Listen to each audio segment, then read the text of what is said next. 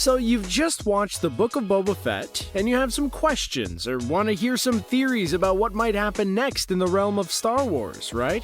Well, without further ado, let's dive in, because what are we waiting for? But before I do, this should go without saying, but there will be heavy Book of Boba Fett spoilers in this video. Now, we'll start off with a recap, so if you'd rather just get to the discussion, skip ahead to Chapter 2.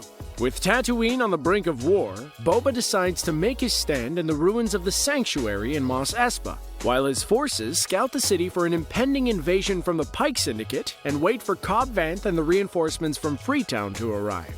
However, Cad Bane pays Boba a visit and drops the bombshell that it was the Pykes who murdered his Tusken tribe, and offers Boba a ceasefire by allowing the spice trade to pass through Mos Espa. Boba refuses, and all hell is unleashed, as in a Godfather-style montage. The locals who Boba had originally struck a treaty with turn on him, attacking the mods and Chrysanthemum and killing his Gamorrean guards. Boba and Din are seemingly hemmed in, but send Fennec to Mos Eisley to cut off the head of the snake and kill the head of the Pyke Syndicate, but she also manages to help out the mods along the way.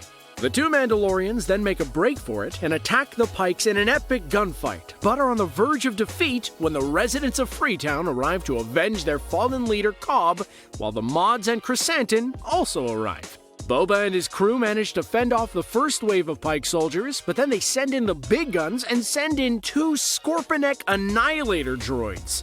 Boba then flies off to bring in the final card hidden up his Beskar sleeve, and Din bumps into an adorable familiar face, Grogu. That's right, he snubbed Luke and chose his papa, and we can't be happier. We'll discuss the consequences of Grogu's choice later on in the video, but for now, back to the action. Boba returns conveniently quickly to the fight on the back of his Rancor, and together with the help of Grogu, they take down the first Annihilator droid. With Boba going full Palpatine saying, "Do it," and the Rancor going full Hulk by smashing everything.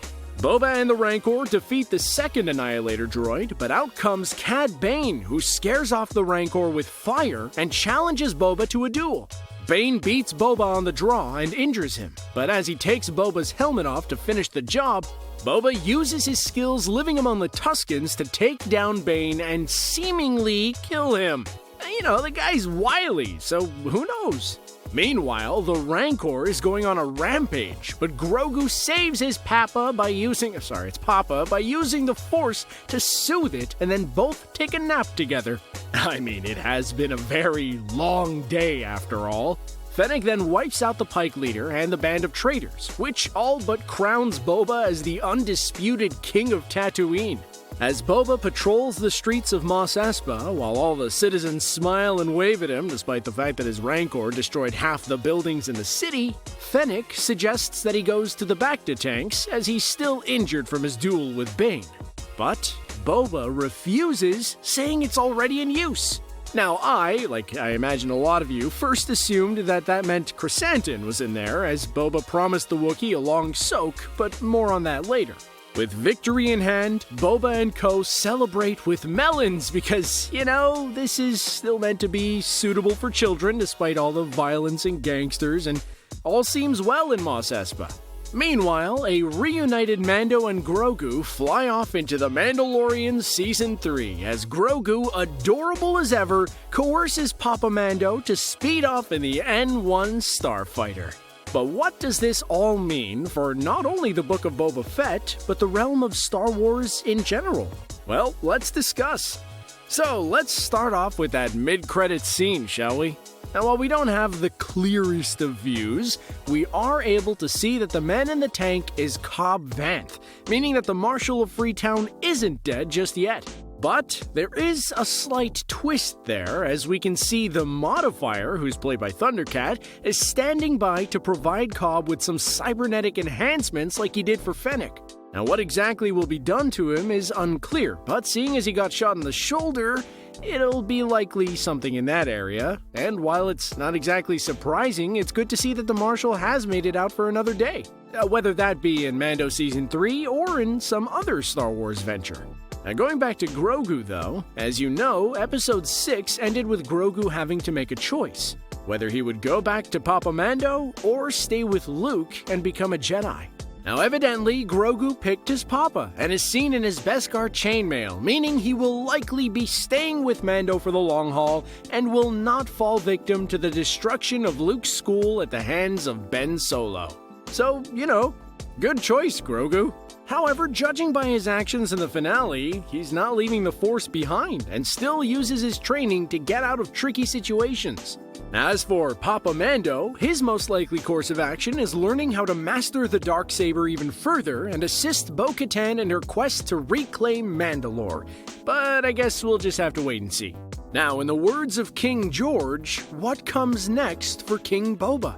Now, while he may rule supreme on Tatooine, we cannot be so sure that he will go completely untested, and there is a possibility that some will undermine his authority in an upcoming season. There was still some unfinished business between Boba and Stephen Root's water merchant, and although the Hutt twins abandoned the fight, they may try to lay claim to Tatooine once again. Also, despite him getting stabbed in the chest, we can't rule out Cad Bane surviving the events of the finale and going after Boba once again. I mean, if Boba escaped the clutches of death multiple times, why can't his former master? Also, another likely plot route they could go with is another syndicate moving in on Boba's territory, such as Crimson Dawn. The crime syndicate was famously led by Darth Maul, and although he would be dead in the current timeline, there is a chance of Crimson Dawn making their appearance once again under the leadership of Emilia Clarke's Lady Kira, but again, we will have to wait and see. Also, quick side note, yay, Chrysanthemum made it out alive! And finally, might one thing we see in the future be romance? Despite a battle going on around them, Mok Shase's Major Domo and Peli had some surprising chemistry, with her complimenting his head tails. May they be an item moving forward? I mean, he's no Jawa, but still. By golly, you made it! The end of the video. You should be so proud of yourself. What was your favorite moment in Book of Boba Fett? What do you think's gonna happen in Mandalorian Season 3? Let us know in the comments below. Thanks for watching, everybody. We greatly appreciate it.